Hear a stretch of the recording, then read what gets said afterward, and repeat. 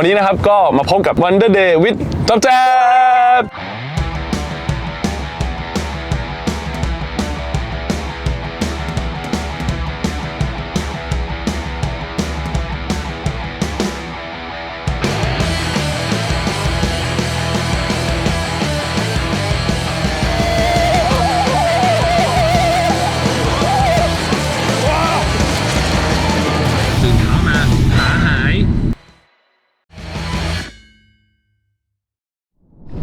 ตื่นยังไง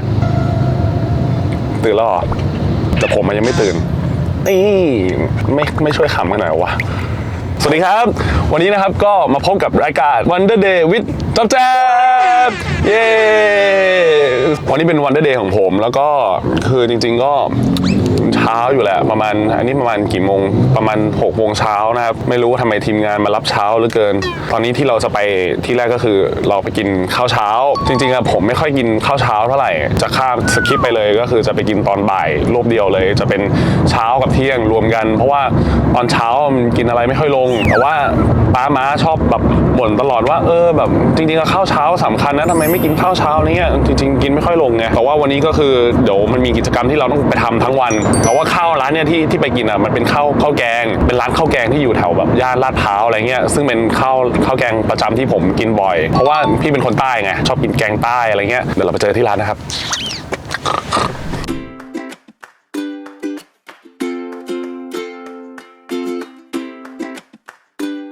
อันนี้มาถึงแล้วนะครับอันนี้เป็นร้านที่กินประจำก็จริงๆก็จะกินที่กินประจำเลยจะเป็นคั่วกิ้งแล้วก็ผัดฟักทองแต่ว่าวันนี้อยากกินไชโป๊เลยเอาไชโป๊มาด้วยคือรู้สึกว่าร้านเนี้ยที่มากินบ่อยอ่ะเคยมากินบ่อยจนขนาดที่คุยกับเจ้าของร้านแล้วคือเขาเป็นคนหาดใหญ่รสชาติมันเลยแบบมันเลยเหมือนรสชาติของใต้กินแล้วก็คิดถึงบ้านทำให้แบบพอเพลาความคิดถึงไม่ได้เพราะว่าไม่งั้นเดี๋ยวต้องขับรถกลับไปกินที่ชุมพรก็จริงๆเป็นคนกินเค็มมากเหมือนพริกน้ำปลาแบบเนี้ยอันนี้โคตรชอบเลยพยายามจะเลี่ยงเค็มนะเพราะว่าเซนซิทีฟกับโซเดียมปกติก็กินข้าวราดพริกตลอดแต่ว่าเดี๋ยวมันจะเค็มเกินกินก่อนโคตรกินพริก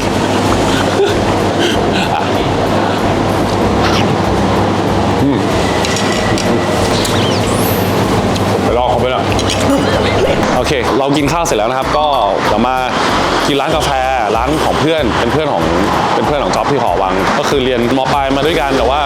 ตอนนี้ก็คือเขามาเปิดร้านกาแฟเป็นของตัวเองแล้วก็ใครจะมาร้านนี้นะก็อยู่ที่ประมาณน่าจะสถานีรัชโยโอเคใกล้ถึงร้านแล้วร้านนี้นะครับเป็นร้านของเพื่อน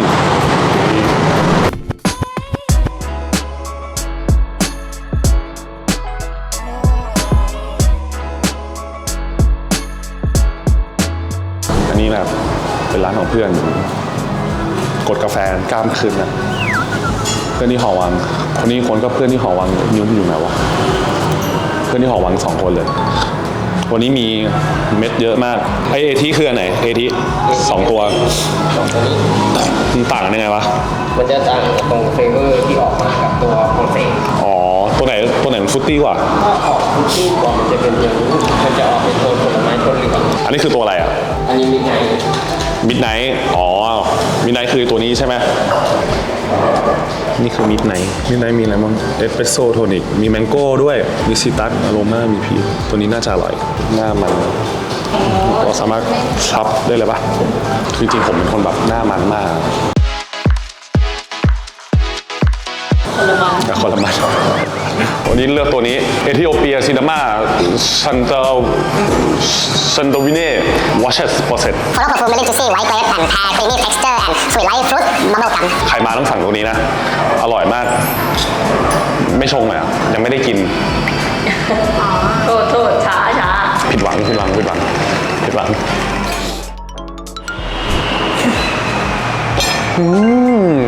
อร่อยมากดูปอนนึงอ่ะเฮ้ยแต่อร่อยกาแฟดีที่คุณต้องกินวันนี้ก็ไหนๆก็มาแล้วเราลองมาดริฟต์กันหน่อยเริ่มจากการสตาร์ทรถแล้วก็ไปดริฟต์มันไม่เปิดแล้วอ่ะเมื่อกี้เล่นไปแล้วก็ไม่เปิดไมค์อ่ะ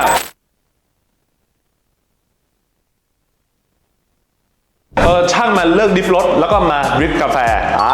อันนี้เป็นเมล็ดอีกตัวหนึ่งที่เลือกนะครับเป็นเอธิโอเปียทาเบล่าซิเกโบโกชามี natural process tropical fruit pineapple citrusy and เคนชูการ์ชื่อนิดเดียวเพื่อนบอกว่าให้เราตัดที่ประมาณที่ 18.5 กรัมใช่ไหมเมื่อกี้ลองตัดไปแล้วน่าจะอยู่ที่ประมาณ3 ช้อนครึ่งปกติมึงตักมึงมี6มั้งปะไม่มีเลยเหรอเฮ้ย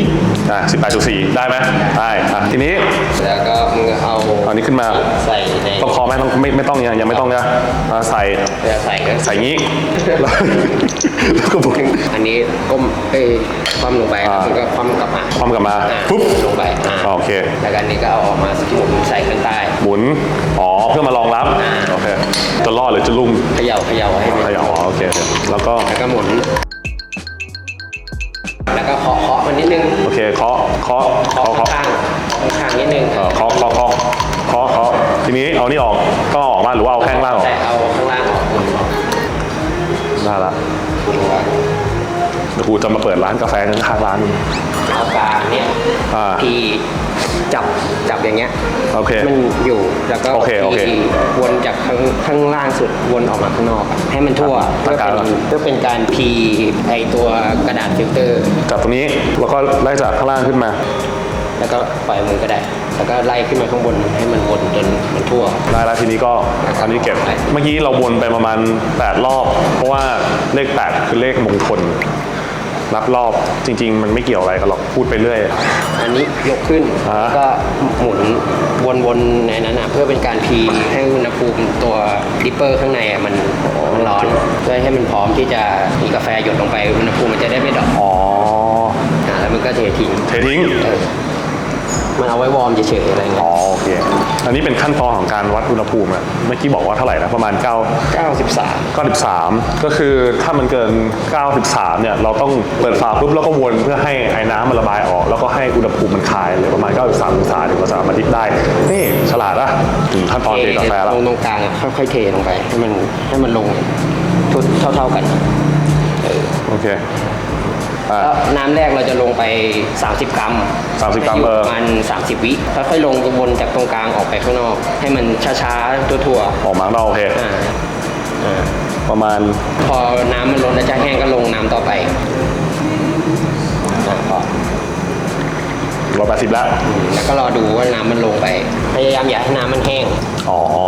เพราะว่ามันจะติดขมถ้าน้ำแห้งติดขมพอเราลงไปใหม่มันจะติดขมติดดีเฟกต์มาอันนี้ลงได้เลยก็ได้มันลงหลายรอบเหมือนกันนะรอบแรก30รอบ30 80แล้วก็108แล้วก็230นี่เราก็รอให้น้ำมันลงให้หมดเสร็จแล้วก็ใส่อันนี้แล้วก็ไปน็อกน้ำแข็งให้มันเย็นเพราะมันกินเป็นเย็นใช่น้ำแข็งมันจะได้ไม่ละลายด้วยเขาเรียกกาแฟแบบ slow life ป่ะใช่ไหม slow bar ไม่ใช่ slow life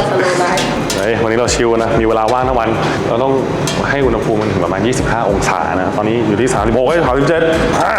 แล้วเฮ้ย25แล้วแล้วก็ตอนนี้ออกแค่ปึ๊บโอเคเราจะเสิร์ฟประมาณ170 กรัมก็เทลงในแก้ว170 กรัมถ้ามันเหลือก็คือเราจะเทเผื่อเหลือไว้อยู่แล้วเพื่อเอาไปชิม170เสร็จแล้วก็ตักน้ำแข็งอร่อยชิมก่อนเสิร์ฟอะไรเงี้ยก็คือใส่แก้วแล้วก็ชิมเฮ้ยอร่อยว่ะเฮ้ยอร่อยแล้วก็ใส่น้ำแข็งทำไมมันขมๆปลายๆวะลองดู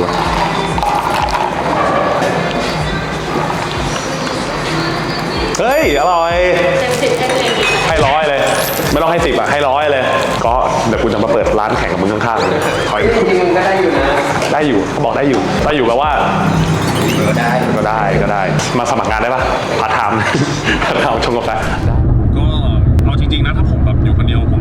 ไม่แทบจะไม่พูดเลยมันบางทีมันมีโลกส่วนตัวที่มันเป็นอยู่เหมือนกันเวลาแบบอยู่คนเดียวอะไรเงี้ยแต่เวลาอยู่กับเพื่อนเราก็มีความเฮฮาอะไรอย่างงี้จริงๆเห็นเป็นคนตลกจริงๆไม่ได้คิดว่าตัวเองเป็นคนตลกนะมันก็มีแบบเรื่องที่แบบไม่เคยเล่าให้ใครฟังเหมือนกันเรื่องที่แบบดราม่านิดๆอะไรประมาณเนี้ยตอนเด็กอ่ะที่บ้านเคย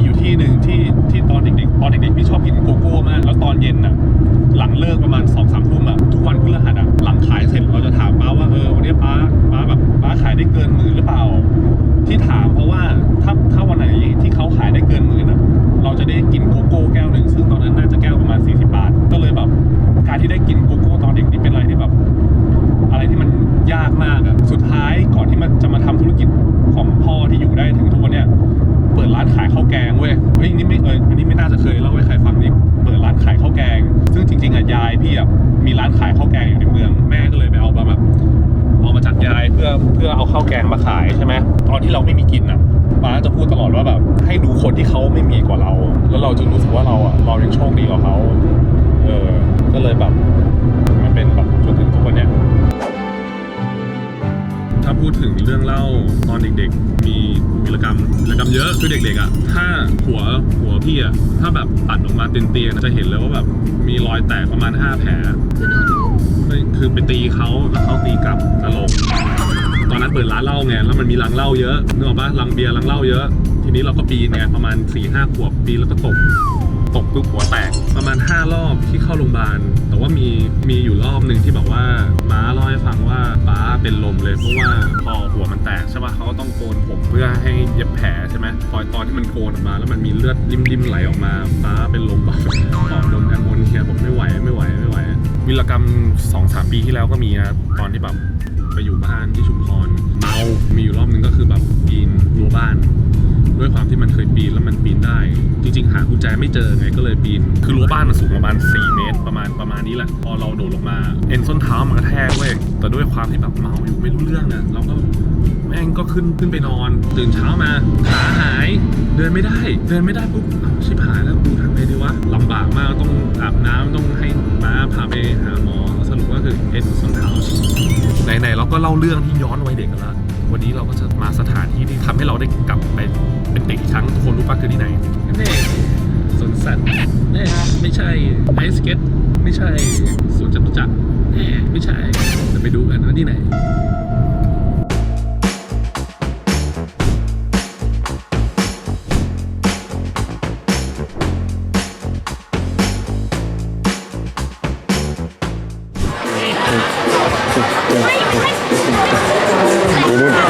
เล่นเลยปะเอาเลยเหรอไปเล่นอย่างอื่นก่อนไหม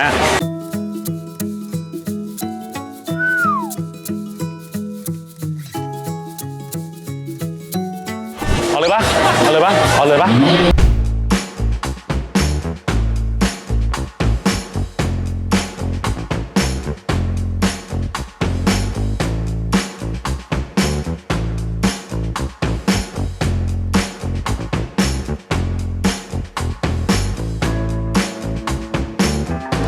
ขึ้นอย่างผมลงอย่างหมาใครเลือกก็ไม่ได้ดีเวิร์เนี่ยฮะเลือกเองนี่แค่อันแบบเด็กๆนะเนี่ยเฮ้ยแต่เมื่อกี้สนุกอยากเล่นเครื่องอะไรที่สุดวันนี้ไม่เล่นอะไรได้ปะเราไปกินข้าวเย็นกันเลยได้ปะเราไปยิงเป้าไหมหรือว่าเราโยนห่วงแค่นี้ก็คุ้มแล้วนะเมื่อกี้ไม่มีกีดออกมาสักแถเลยไม่มีกีดออกมาสักแถเลยไปต่อหรือว่าวันนี้เรามาอยู่ที่บ้านยักษ์นะฮะวันนี้เราจะมาปลุกยักษ์กัน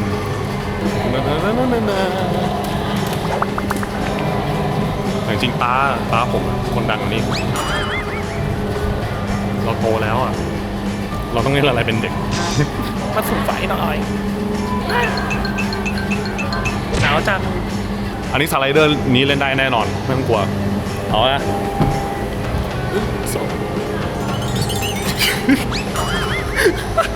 ฝืดอ่ะอุ้ยกระจกพิเศษนี่ทำให้เรากลายเป็นยักษ์สุดไม่เล่นอะไรได้ไหมอย่างอื่นอยู่ในบ้านนี้อย่างเดียว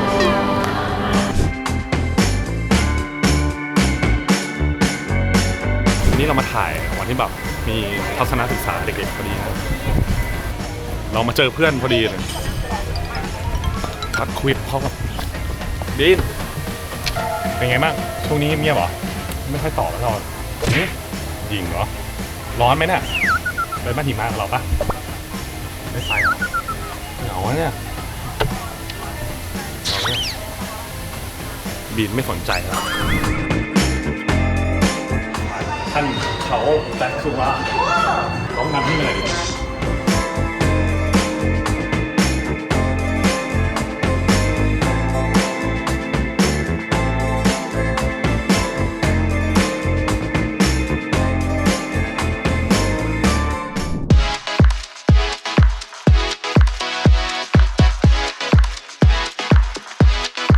ที่สุดแล้วอยู่ที่นอนตู้อะกระจอกมาก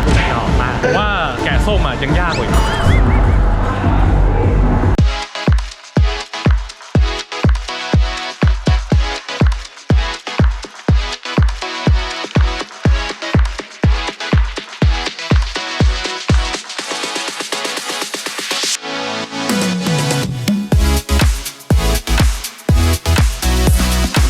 ไม่รอคนอยู่ไม่รู้ว่าคนจะพบเมื่อไหร่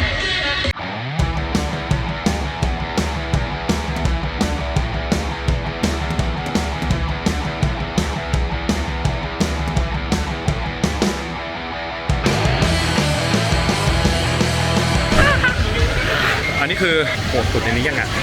จริงๆเราน่าไปเล่นอันนั้นเนาะอันนั้นน่าจะเหมาะเรามากกว่ายังดีนะที่เรายังมีความสุขกับเครื่องเล่นอะไรแบบเนี้ย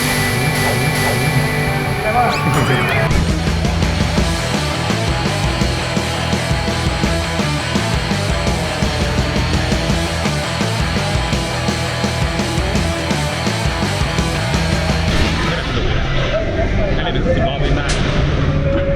ลงมาแล้วในปากดีไงเมื่อกี้จะร้องไห้อยู่เล่นเสร็จแล้วเฮ้ยแต่ดีนะวันนี้คนไม่เยอะมาวันธรรมดาแบบไม่ต้องเข้าคิวเยอะเท่าไหร่อ่ะอยากไปบ้านหิมะต่อตอนนี้เราอยู่ที่เมืองเอสกิโมนะครับเราวาร์ปมาเมื่อกี้ตอนนี้มีอากาศลบประมาณ5 องศาเราอ่ะจริงๆเป็นคนเมืองหนาวต้องทำตัวให้มันหนาวเราสามารถอยู่ทั้งวันเลยได้ไหมจริงๆมานี่คือสบายมากเลยนะทำไมเราไม่เลือกมานี้ตั้งแต่แรกชอบมากชอบหน้าหนาวมากไม่ค่อยชอบอากาศร้อนอะเป็นคนนอนหนาวมากนอนแบบเปิดแอร์ประมาณ19แล้วแบบลมแรงสุดอะไรเงี้ย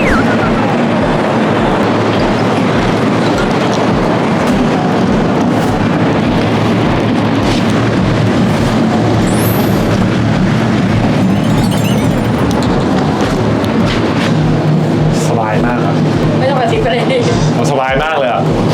นี่จริงๆเราหน้ามานี่ตั้งแต่แรกเนาะไม่น่าไปเล่นเครื่องเล่นพวกนู้นเลยอ่ะไปเล่นสไลเดอร์ได้ปะเล่นสไลเดอร์ข้างนอกมีสไลเดอร์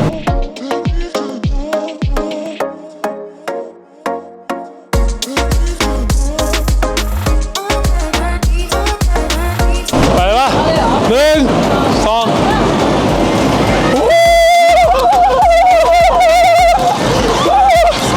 2ว้าผมครับกระดุกหนาวอ่ะแ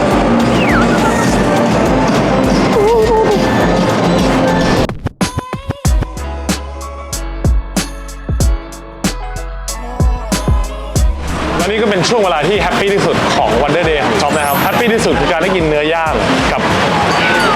ทีมงานคุณภาพที่น่ารักทุกคนวันนี้เราสนุกกันเนาะไม่รู้ว่าใครสนุกกันแน่ไอคนที่ไม่ได้เล่นดมยาดมไอคนที่เล่นไม่ได้ดมยาดมและวันนี้เราก็มาจบกันที่ร้าน Beat on the Loop เป็นคนชอบกินเนื้อมากเป็นคนชอบกินเนื้อมากที่ชอบที่สุดชอบกินลิ้นวัวมีเลมอนด้วยนะเขาเอาไว้บีบจะได้เพิ่มรสชาติชูรสลิ้นวัวขึ้นมาอีกแล้วนี่คือขาดไม่ได้นี่หอยนางรมออยสเตอร์ปกติเวลาที่ผมกินเนื้อผมจะกินแบบย่างไม่ค่อยเยอะมากอันนี้ดูลายเนื้อสวัสดีครับ เด้ขอต้อนรับพี่น้องตอนนี้เขาเป็นเจ้าของร้านแล้วนะเอาพี่โปรโมทหน่อยดิอันนี้คืออะไรบ้างก็ไม่มีอะไรอร่อยกว่าเจ้าของร้านอีกแล้วนะครับผมก็มาถึงก็เอาเลยเหรอฝากเอาตัวไปปิ้งด้วยนี่คือวันหนึ่งของน้องจ๊อบแล้วน้องจ๊อบมาที่นี่บ่อยมากมาจนเขาคิดว่ากูเป็นเจ้าของร้านแล้วไปไหนมาไปโอเคชีสสิวมาความจริงไปไหนมากินเนื้อย่างอีกร้านไปกินเนื้อย่างเป็นเจ้าของร้านเนื้อย่างแต่ไปกินเนื้อย่างอีกร้านหนึ่งวันนี้ไปศึกษาดูงานมาอ๋อมีเหตุผลไม่สั่งเนี่ยอันเนี้ยหอยโพตาเตสฟัฟเฟิลบอลถามมาสิแล้วเหรอถามมาสิไม่มาน้องช้าเป็นปกติของที่นี่นะครับปกติมาให้เรากันบ่อยไหมมาที่นี่กันบ่อยครับมาที่นี่อร่อยไหมครับดีครับโอ้โหเนื้อร้านนี้นี่อร่อยสุดแต่ว่าไม่กินดีกว่าไปกินร้านอื่นได้แนะนำนะครับทุกคนให้มาทานก็เป็นตัวลิ้นสำหรับแต่ว่าถ้าใครที่ไม่ทานเนื้อนะครับเราก็ยังมีเมนูมีหมูมีหลากหลายมากอันนี้ก็เป็น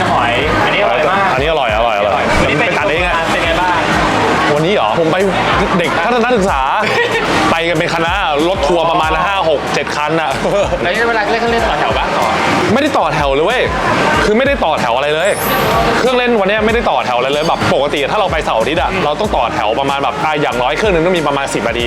อันเนี้ยอยากเล่นอะไรอะเดินเข้าไปได้เล่นเลย ไม่มีรอคิว วนได้เลยอยากเล่นอะไร วนได้เลยใช่ แต่ว่าเราซื้อบัตรแบบรอบเดียวไว้ก็เล่นรอบเดียว มีน้องคนหนึงไม่เล่น น้องทีมงานคนหนึงไม่เล่นน้องทีมงานคนหนึงไม่เล่น เพราะว่าเขากลัว แต่ว่าผมลงมาจากเครื่องเล่นทีไรนี่นั่งดมอย่าดมอยู่ ไม่ดมเหมือนกัน แต่ผมไม่ได้ดม